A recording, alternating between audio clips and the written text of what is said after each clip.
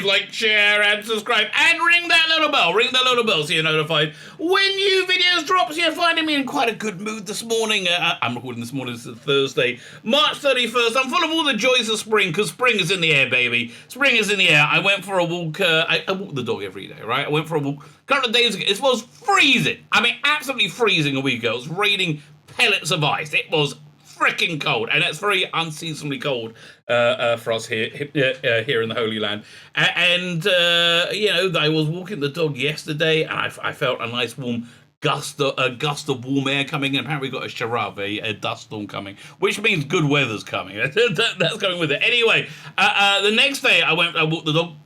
Every tree is full of blossom. Everything looks beautiful. The sky's blue. Everything's fantastic. So I'm in a pretty darn good mood. I'm feeling good about the world. But then, I think I need to bring myself down and remind myself I'm still trapped in 2022. The evil that is 2022. And listen, if you're feeling good about life and you forgot you're in 2022, something to remind you is go check out the trailer for Star Trek Strange New Worlds. They dressed up a couple new ones. One where they're introducing Lieutenant, I was going to try and say her first name. I always get it wrong. Lieutenant Uhura. Lieutenant Uhura, played by Nichelle Nichols, and in the JJ verse, Zoe Saldana. So listen, she's a famous sex symbol. I mean, Nichelle Nichols must be one of the most gorgeous women ever to walk the face of the earth. She is stunning, and she was stunning in the 60s. And listen, I was even a little bit distracted in Star Trek V when she did that weird, what was it, like a palm dance to distract the ne'er-do-wells of the whatever. I can't even remember. She was like in the 60s. But anyway, that's by the way. She's very, very famously sexy. She's played by Zoe Saldana in the JJ verse. And listen, she's never done it for me. Zoe Saldana. I understand that she does for most people, right? And most people think she's very sexy. So I watched this trailer. And they cast somebody who looks like the side of the side of a barn. Basically, is playing Uhura. Not thin. She got nothing about this girl. She got very, very tightly shaved hair. It looks very transy, right? How would you suck the sexuality out Lieutenant Bloody Uhura? There's something deeply wrong with the world. So, that's a good sign still in 2022. Another good sign here in 2022 is, we got another Doctor Who magazine coming out. So, okay, yay, Doctor Who magazine is back. Here we go. Man, this cover, doesn't look very, the cover looks good. I have to say, the Sea Devil. The Sea Devil looks really children's TV-ish. So the heads, it seems like it's too big. I don't know. I'm surprised, because one of the things that this era does well, and one of the few things they do well, is the monster design, the product design. The Cybermen I thought were fantastic. The Dalek spaceship, which not many people would notice, really good, really, really good. I thought it was good. This is really ropey, which means I don't think they got the biggest budget in the world for this special. This seems like an extra one. They had to they made them do another special without giving them more enough money to do it. I know they said they didn't have much time when FSX did a preview I covered about a week ago, and they said, oh yeah, we really don't have much time. This is all we could really do. So why not? I don't understand why it sounds like there's some budgetary constraints. BBC not doing that well for money. I wonder, I wonder if that happens to everybody who obnoxiously thumbs their nose at those that support them. Probably will be my answer. Probably. Fine. So we're going to be reviewing Doctor Who magazine. Like, share, subscribe, comment, sign up to my Substack. All these things are fan-dabby double dosey. Especially hit the subscribe button. Oh man, YouTube is really ratcheting me right now. If you're on Rumble, hit the Rumble button, baby. Oh, by the way, on Rumble, there's a Rumble exclusive video. My Oscars commentary was the Slapgate commentary rather than Oscars commentary. had got blocked worldwide because of I used the clip from the Oscar. I mean, really?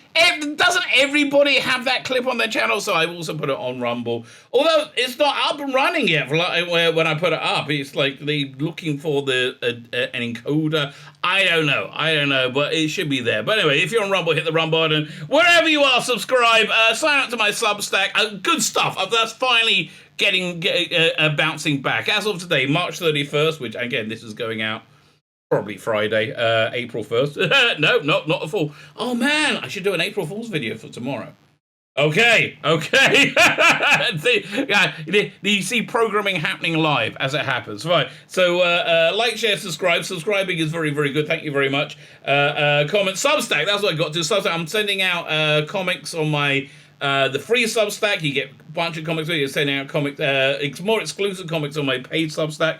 They gave the first issue of my new graphic novel, Crown of the Empire. I've got 3 issues worth in the can. This is just a black and white version, but you're getting like the early preview, which I think is kind of cool. I want to do some more digital art as well. Man, I started talking about digital art because I started looking into digital art because of NFTs are around, and I can draw, and people make money from it. I'm like, well, I should check that out. Man, does everybody hate NFTs. That's what I found out. But I've really got into the digital art, so I'm going to be doing some more digital art as little bonuses for both my paid and my free Substack. So sign up my Substack.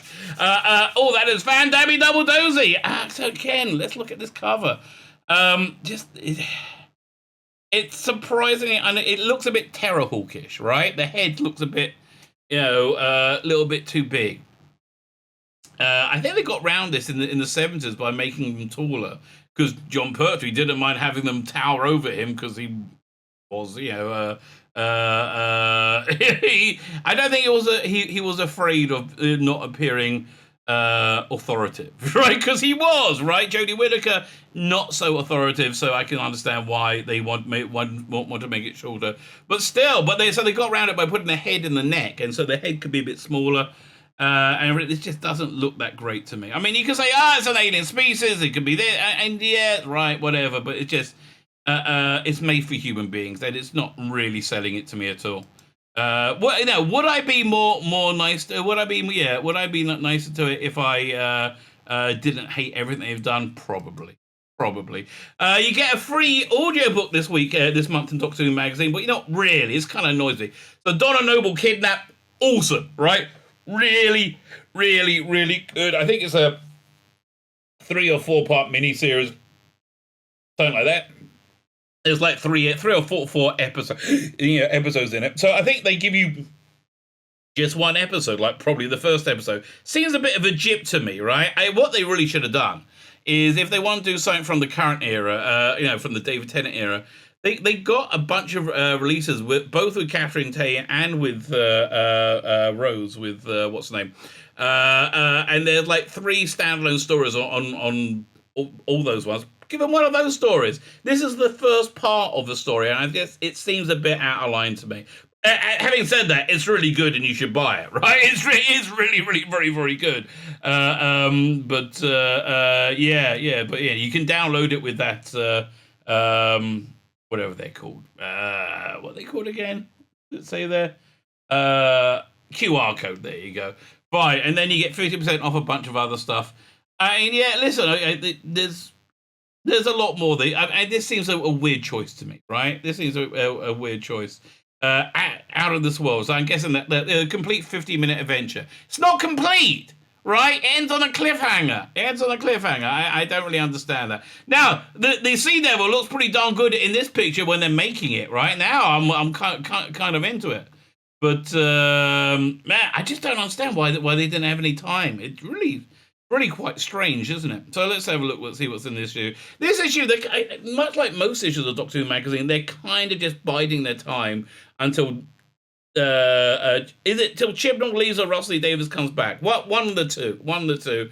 And I think they know they're going to make it. We know they're going to make it. It came close. It came very, very close. If it wasn't for the international sales, they would have been cancelled. They got down to about 16,000. And they're probably holding at around there, and 12,000 is cut off. And the only reason they didn't go below 12,000 is because they sell 4,000 internationally, right? So that's the only thing that saved them. Barnaby Eaton-Jones is interviewing people, and that name really sounds familiar. I don't know. I really don't know who he is, but he sounds very familiar. Neil Cole is in it this month. He's got a new exhibit in his sci-fi museum, which I think is really, it's so British about that, isn't it? Somebody makes a really cool sci-fi museum, in their basement or in their house. It's like very, very English about it. That English pluck, that Dunkirk spirit. And I think it sounds really nice. Katie Manning writes this really beautiful obituary for Stuart Bevers. They were together. They were a couple in the 70s, I believe. I mean, I remember them talking about that. But the weirdest thing the weirdest thing in this issue is, do you remember those old Tom Baker books? Doctor Who discovers what's it called again? Dinosaurs. I'm looking at a picture of a dinosaur going, what's that thing called again? Dinosaurs. Doctor Who discovers dinosaurs. Doctor Who discovers robots. So for some reason, they've added as a bonus into this issue, Doctor Who discovers pirates to tie into the pirate issue. What they should have done, okay, the story they should have given away in Big Finish is Doctor Who and the Pirates, the Colin Baker, Maggie Staples story, which is really quite good. It's a bit Gilbert and Sullivan. You know what? I might give that a re-listen now, right? I might give that a re-listen. So yeah, so that's what they're incorporating in this. They're remastering the Dalek movies. I thought they already did that, right? I thought they already did that. Doctor Who's on Forces TV. A lot of people are very, very, very excited about this. I mean, I just have them all ready to go. New Master mini series, and I mean they have him with Eric Roberts with what's her name, Lita, Chase Masterson, who, I mean, look, honestly, she's more grandmother territory now than sexy territory. Chase, I have to take like look at Eric. You're about the right age to be dating him, right? But they always put them together, I guess, because they're all in LA together, and frankly, they do work quite nicely together, right? They do work quite well. What is this? Stand-up poet. Oh God, that sounds awful. Stand-up poet. Oh.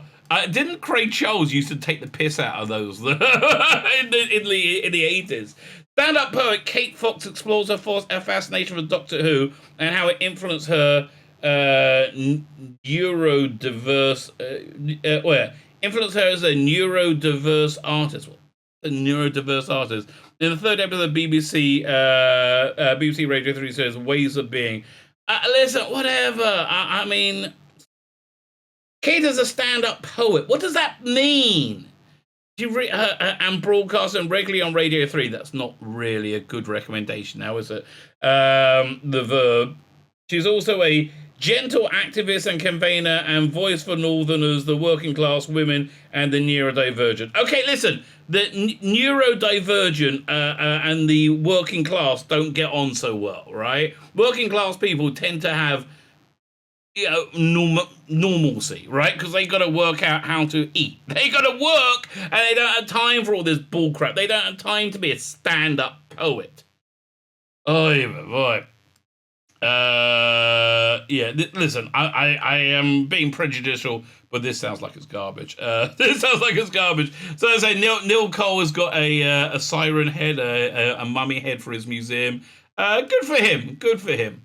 A bunch of letters. And so here we kind of see where Doctor Who magazine is now. They kind of poop the bed a little bit and going, hard, Jodie. Like, Jodie's the best, the best is that. And it didn't work, right? Didn't work. So now, it's weird. You see people with egg on their face a lot, right? You're seeing people with a lot of egg on their faces.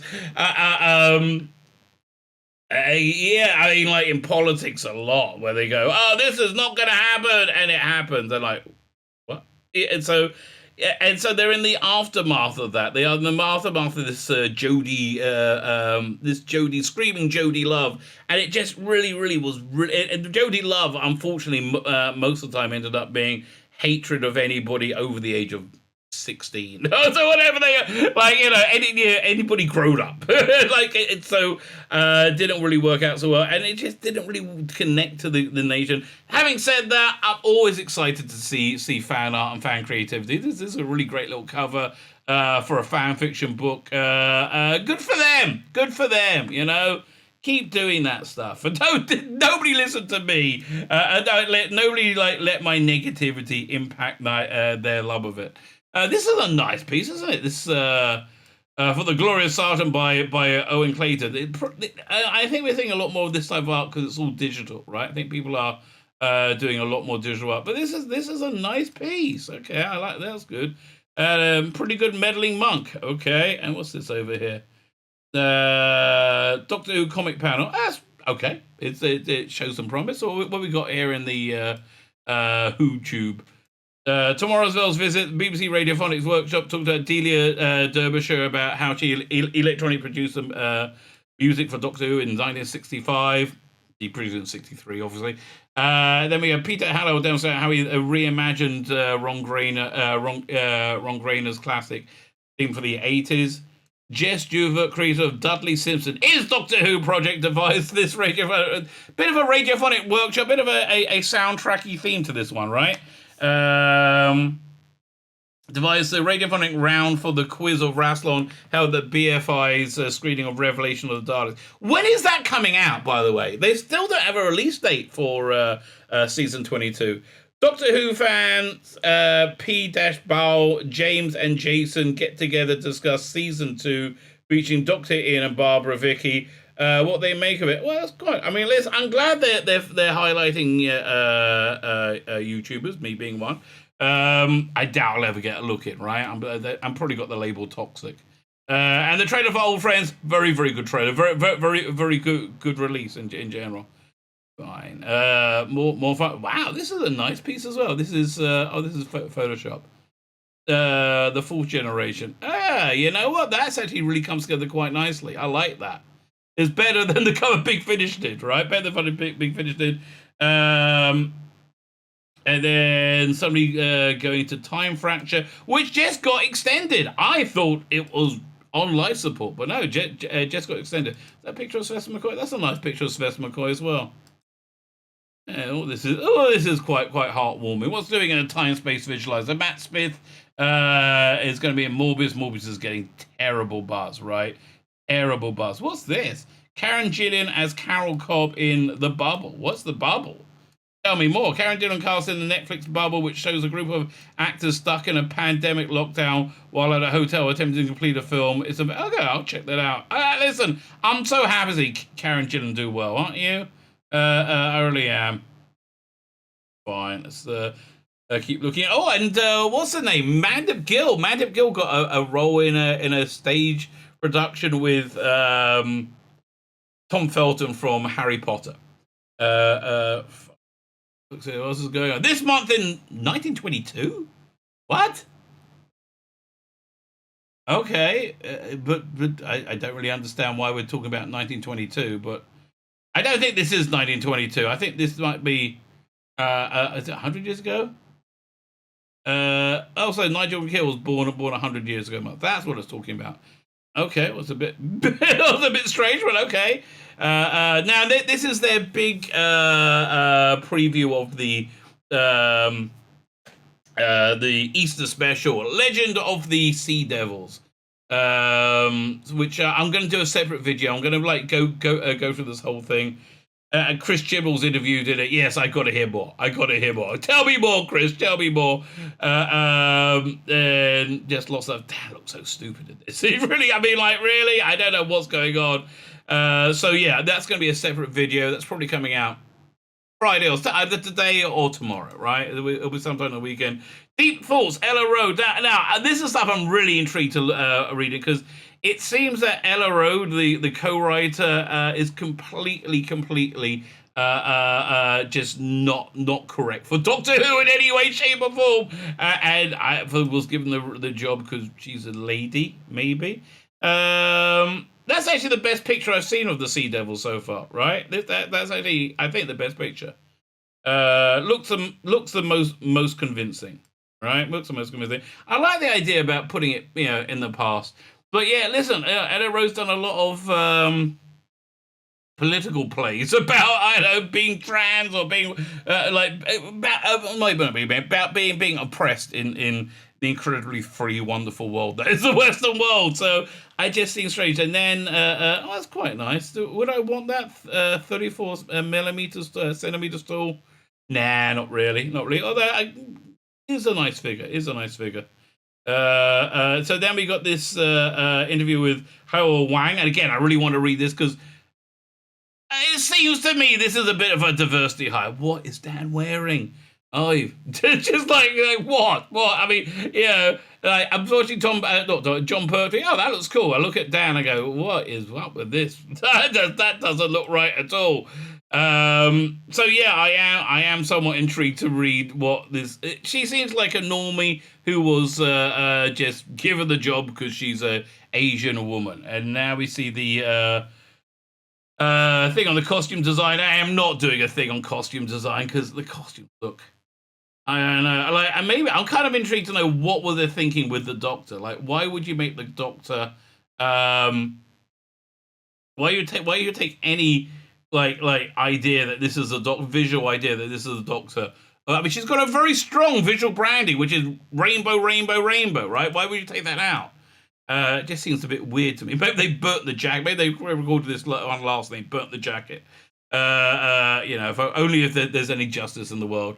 Listen, I'm just not that really interested. I'm never that really interested in costumes. If I notice costumes, I'm like, they've done it wrong. So here's an interesting. I thought they were going to talk about Matt Berry as well, but Barnaby Eaton-Jones, he meets Graham Gardner, Rufus Howes, and Gemma Whelan, the three people who are three living people who played the meddling monk. The role was originally originated by Peter Buttersworth. So here's the problem with Gemma Whelan. With Gemma Whelan as a meddling monk, it's you have Peter Bosworth, Graham Gardner, Rufus Howard, three people known for comedy, right? Known for doing comedy, known for being involved in comedy.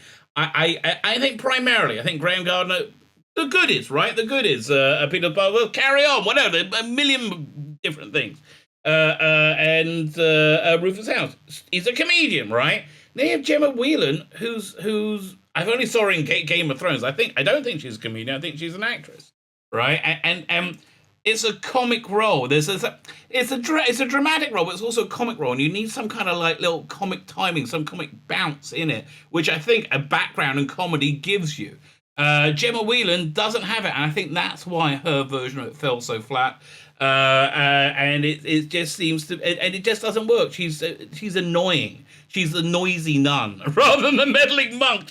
Somebody said that in the comments. And she really is. She's just like a really annoying version of this character. And it doesn't, there's no narrative thread, right? They just said, oh yeah, let's make a woman the meddling monk because that's what we do with everything now. Like, no, stop already. But okay. But it just, I hope they don't do any more with her, right? Oh, look at this limited edition Putsy Bears. I wonder why no Jodie. Why no Jodie? Oh, right, because people would rather have a violent rectal exam than spend money on Jodie merch. Well, these look nice, actually. I have to say, I like the Matt Smith and Tom. Two of my favorites. In April 1964, when Doctor Who was just halfway through recording its first series, a young BBC technician took some photos of an episode being filmed and being rehearsed in Limegrove Studios. These photos are published for the first time. Neil Haran shares his memories with Neil Cole. Okay. This is, wow, they're getting, how many pages out of this? It's okay, we got literally 1, 2, 3, 4. We have 4 pictures, and they got how many pages? Bloody hell. 1, 4, 5, 6. Okay, 5, 6. 1, 2, 3. Okay, 1, 2, 3, 4, 5. 5 pages out of 6 pictures. Blimey. Yeah, that's where you get the feeling what's going on with Doctor Who magazine. After Henry Lincoln, who died in February, was the last surviving writer of the 1960s. Oh, that's interesting. So it's nice to have a little feature on him. That's good. This is a very famous shot, of course, but it's nice to have a feature on him. What's the name? Not the Abominable Snowman. Web of Fear. Awesome. Freaking love Web of Fear. Great story. Absolutely great. So they're doing a new one of these, 2007. Again, if Doctor Who wasn't quite as... If Doctor Who magazine had been quite as obnoxious as it had been over the last few years, this is something I would have been collecting. But, sorry, no. So here's an interesting item, and I think this shows the mixed bagness of Doctor Who magazine right now, which is they try and have a somewhat broader appeal. Because they can't really rely on Jodie stuff now, can they? No. So here's a good little interview with Jeff Cummings, who has had a long career, like a long artistic career, and he did a few of the new Adventures covers. So yes, Infinite Requiem. Always thought this was a great cover, right? Always thought this was firstly really nails Sylvester McCoy. Right, you can really get them, but just a nicely designed cover. So yeah, this I actually find reasonably interesting. This is something that I might actually read. Oh, there you go. Oh wait, but that's really nice with the beams coming out from the Sea Devil. Right, that's really kind of cool. And it's fun. It's what it must be his figure reference. Right, and then this weird edition is in this one. Doctor Who discovers pirates. He did the cover of that as well. Okay, the Visible Artist. It's based. He's plugging his book from Candy Jar Press, The Invisible Artist, which actually looks quite good. I mean, I think that looks pretty good. I'll be interested in that. The Professor and Me. This is really nice. Katie Manning pays personal tribute to her friend and Doctor Who star Stuart Bevan, who died in February. This is something I'm absolutely going to read. Right? If you haven't heard Katie Manning's one-woman play, Not a Well Woman, they did it. They did a version of it on Big Finish. Really good. Really, really good. Love a bit of Katie. Love a bit of Katie Manning. So this is a regular feature of collectivity about collecting different things. It's talking about collecting Doctor Who comic strips. It focuses a little bit too much on like the earlier comic strips. I'm more of like an 80s comic strip guy because that's really where when I got into it. I loved what was it, the Doctor Who Classic Comics title they bought out. This was awesome, right? I really love that. They bought that. That was in the 90s when they were when there was lots of money in publishing. And they look very nice. They do a little thing about Cutaway Comics as well. Good. I think Cutaway Comics. I mean, I honestly don't understand why they haven't licensed Cutaway Comics to put their comics in Doctor Who magazine for it's 8 months or so that they couldn't afford it because Jodie was so popular. She was too popular and everybody decided not to buy it. Okay, fine. Speaking of which, Doctor Who comics are back. And again, I'm not really that interested, but I do like the creator team on it. Where is it? Hang on, I think it's just creator team on this one is Russ Leach, friend of the channel, and Jacqueline Rayner. There's quite a good likeness of Dan there. Russ has got. This is actually, I think, some of the best I've ever seen Russ do. What is he doing? The colors as well? No, colors by Mike Summers. But listen, look, there's 6 pages. Good luck to him. I'm glad he's getting work. Right, glad he's getting work. Go check out his independent production. Only Death Can Save Us. It's good. It's actually really fun. Who won? Who won? Not us. We didn't win. Who won with Jodie Whittaker? Nobody. Fact and Fiction, Smile. Eddie Robinson's writing it this month. Yeah, I would read this as well. This is kind of like a something I would read something I would read in the bathroom if I forgot my phone. Okay, which I never do. But yeah, look, Smile's actually quite a good story. I like season 10, right? I'm a big fan of season 10. A lot of people just hate it, but I really enjoy it. So that's probably a good feature. Actually, I'm kind of into rewatching it. So reviews, Fourth Doctor Adventures. That was actually quite good. They had two stories which I liked in that. It was Blood of the Time Lords. I wonder if they're going to mention what's his name? The guy been cancelled. Well, they should have the name of the cast on it. No, they don't have the name of the cast this month. I wonder why. I wonder if that's coincidental. Fine, Blood of the Time. Wait, that's not him down there. No. What's the name of the guy? Honestly, I don't really care. But it was two one very good story. Blood of the Time Lords. Blood of the Time Lords kind of feels like a season 17, season 8, like season 15 story, which is kind of an innovative new take on Gallifrey in the same way that Deadly Assassin was. 8th of March is supposed to be crap beyond crap. It's supposed to be absolutely awful. You know, what would you expect? And Torchwood, I just don't understand. Like, why are they still calling this Torchwood?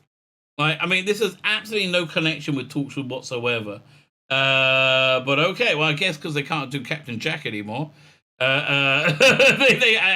People still buy it. I guess. Doctor Who: The Outlaws. I'm kind of looking forward to that now. I was talked around to this. This looks like it's going to be awful. Stranded 4. I'm so pissed off with this whole run. Right. I hope they wrap it up and they forget about it and we never see it again. I followed the 8th Doctor for 20 years. I'm paying for the adventures each one, right? Each step of the way. And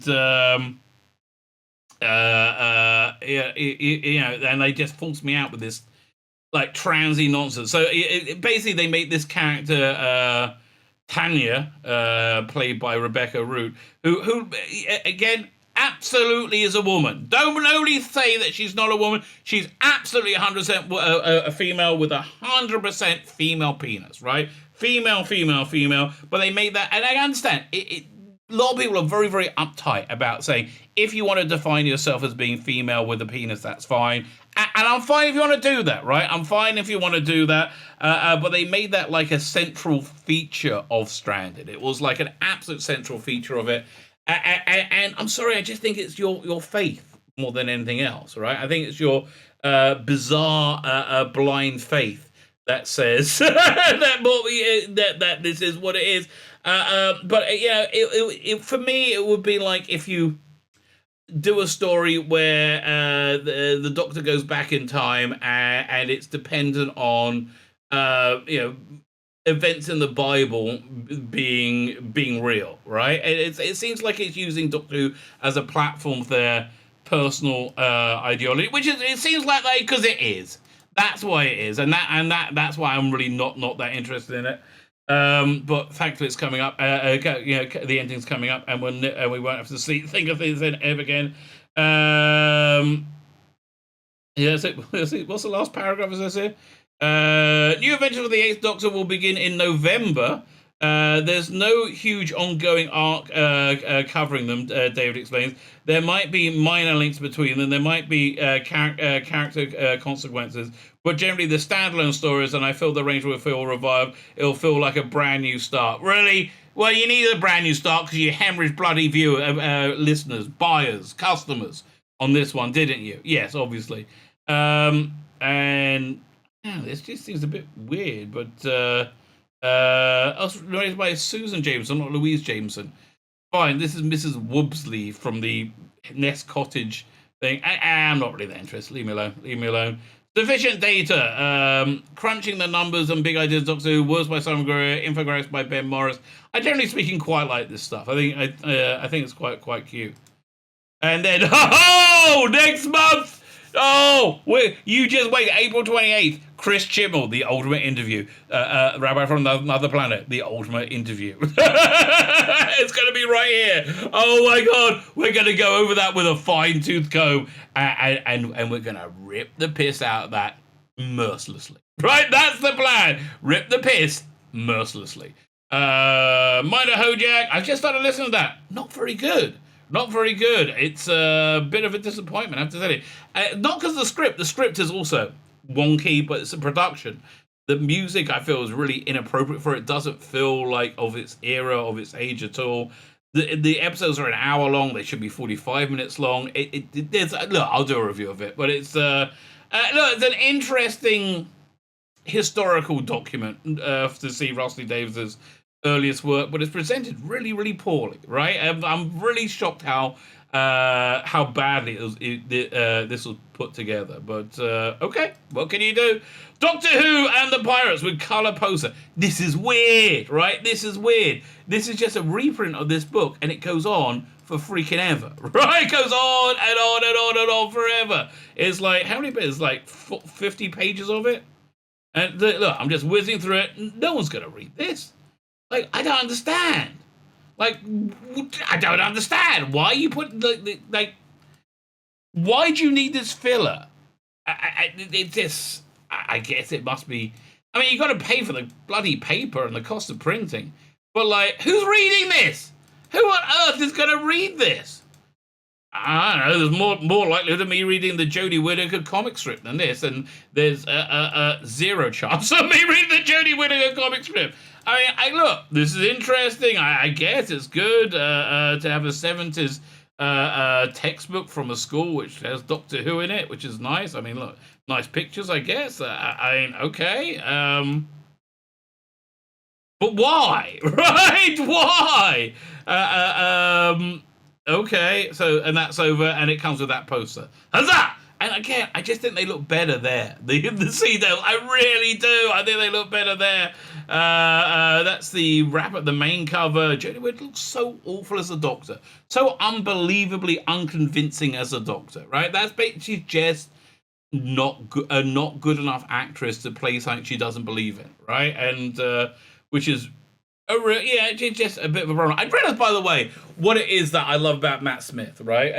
Well, other than I loved his take on Doctor Who, I loved his Doctor Who, but you know, Matt Smith is somebody who wasn't a fan coming into it, right? And he sat and he's a good actor. He sat and he was able to research it and pull out this really great character. But what it was when he sat and he watched them, he became a fan. He realized how cool Doctor Who was. What an awesome part. He knew it was big, right? When he got the role, he knew it was big. He didn't know it was awesome, right? And that he found out it was awesome, and he still sees it as awesome. It's lovely. I absolutely love Matt Smith. Why am I talking about that? Is because I don't want to talk about Jodie Whittaker, really, because I like Doctor Who, right? So there you go. Doctor Who magazine 576, I think. We'll go doink over there. Doesn't even have the number on it? I think it's 576. Again, who cares? 576. Doctor Who magazine 576. There you go. I guess they're just banking people keeping their subscriptions, right? It's only going to be how many months now? This is April. Well, yeah, we'll call it April. April, May, June, July, August, September. 6 more issues. September, October. 6 or 7 more issues. And then Doctor Who comes back. Okay, Doctor Who comes back, assuming the world's still here at the same, which I think it will be. I hope it will be. Who knows, Audessery? Maybe by the time this comes out, it won't be. I guess it won't come out then. You will never know my thoughts on it. What tragedy. What tragedy. My name is Tzvi Lebetkin, the Rabbi from another planet. Please like, share, and subscribe, and ring that little bell. Ring the little bell so you're notified when new videos drop.